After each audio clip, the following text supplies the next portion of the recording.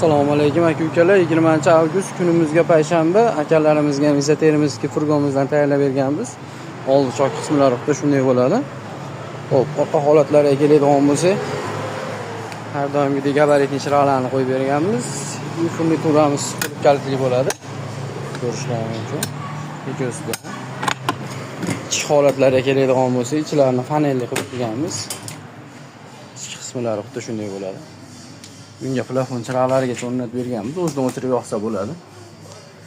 Hop, har doimgidek 5 sm listimizni ko'tarib berganmiz. Listimizga keladigan bo'lsa, listimiz 1 list bo'ladi.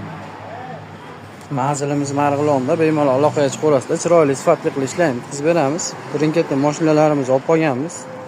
Ro'yxatdan chiqarib beramiz, xudo xolasa.